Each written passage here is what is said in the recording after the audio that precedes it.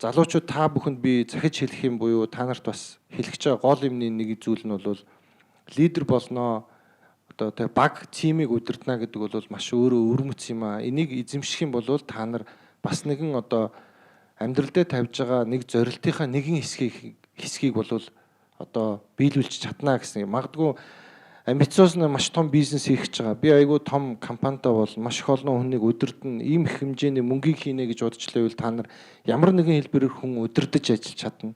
Тэгэхээр хүн удирдана гэдэг бол өөрөө лидер болно. Лидер болно гэдэг чинь би тухайн одоо удирдах байгаа хүмүүсүүдийнхээ залуучууд орчныхаа хүмүүсүүдээс ямар нэгэн хэлбэрээр илүү мэдлэгтэй байх ёстой. Би өөрөө юм үзэж явах ёстой. Тэднийг тэр мэдлэгээрээ илүү одоо дагуулan одоо тэднийг одоо үлгэр дуурайл болж явах ёстой гэдэг ийм л үзлийг бол бид нар би эзэмших ёстой юм аа гэдэг ийм ойлголттой байсан. Тэр үед бол дээч тэрнээс илүү гарахын тулд би маш их юм уншдаг байсан. Одоо тэр үед бол яг интернет энэ дөнгөж одоо 95 6 7 8 оноос хөгжиж эхэлж исэн үеж байсан баг. Тэгэхээр миний уншдаг байсан бол би үздэг байсан бол телевиз буюу одоо ном сонины хэвлэлийг бол маш их уншчихлаа. Тэргөөрөө бодож байгаад би маргааш одоо өөрийнхөө удирдлагын дор байгаа хүмүүсүүдтэй шинэлэг юмыг юу ярьж өгөх вэ гэдгийг л бодож яадаг байсан. Хоёрт бол миний одоо энэ үед одоо скаутын хөдөлгөөнийг удирдах жах олон хүмүүсүүдийг удирдах жах үед бол санаж бодох гол юм нь бол би өөрийнхөө хийх гэж байгаа төлөвлөлтийг маш их 7 хоногор бол сайн хөдөлж чаддаг байсан тий. Бүх аппойнтментууд айгүй сайн цагуудын товлдог байсан. Тэрийг тэмдэглэгээ маш их хөдөлдөг байсан. Энэ бол маш одоо давуу тал байсан. Надад бол анх нөгөө хамт одоо 45 хоног скаутын арга хэмжээндээр суралцж байхад манай Молдовын нэг амар том скаутын өдөртөгч залуу ингээл миний хажууд суучаал ингээл за би маргааш 9 цагаас энэ хүнтэй уулзна 11 цагаас ингээл юмнууд хөтлөөл ингээл нэг жижигэн тэмдэглэлийн дэвтэртэй байгаад тэр үед би мэдэхгүй байдаг байсан чи нэг яах гэж хийж байгаа юм гэсэн чинь эсэм өхөө энэ бол маш хэрэгтэй тий. Яагаад гэвэл би өөрийнхөө 7 хоногийнхаа төлөвлөлтийг маш сайн хийх хэрэгтэй. Тэгжээж би ажлаа амжуулах хэрэгтэй.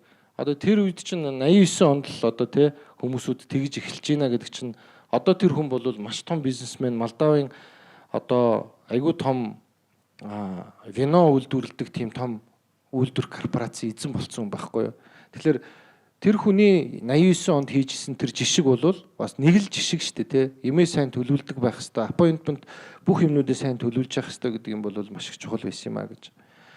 3 дугаарт нь надаа Дэлхийн скаутын байгууллагын Аз номхон далайн бүсийн одоо ерөнхий нэрийн бичгийн дарга байсан Солонгосын иргэн Ким гэж нэг одоо маш мундаг ийм лидер хүн байдаг байсан. Тэр хүн уулзах болгондоо надтай загтлаар харилцах болгондоо нэг л зүйлийг захидаг байсан.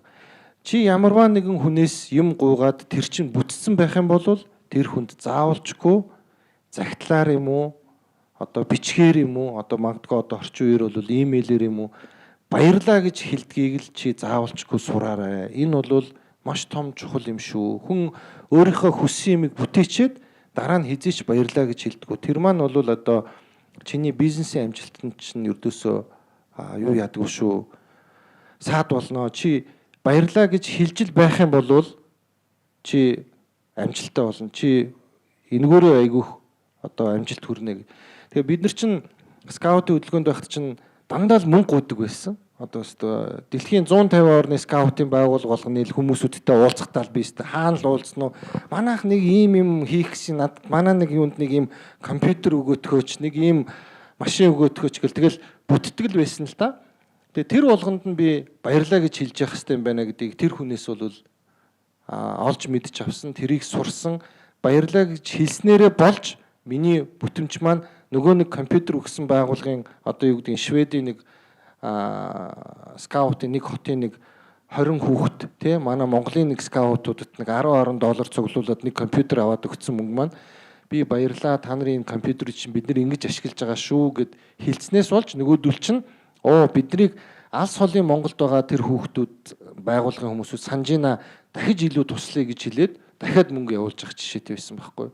Жишээлбэл энэ маань бол баярлаа гэдэг юм бол заавалчгүй одоо бизнес communication биднэрт бол маш хэрэгтэй юм байна. Ямарваа нэг юм бүтээцсэн байхад бид нар захидлын харилцаагаараа хүнд бол заавалчгүй талархлаа илэрхийлж явах хэрэгтэй юм байна гэдгийг бас хэлхэн зүйтэй байхаа.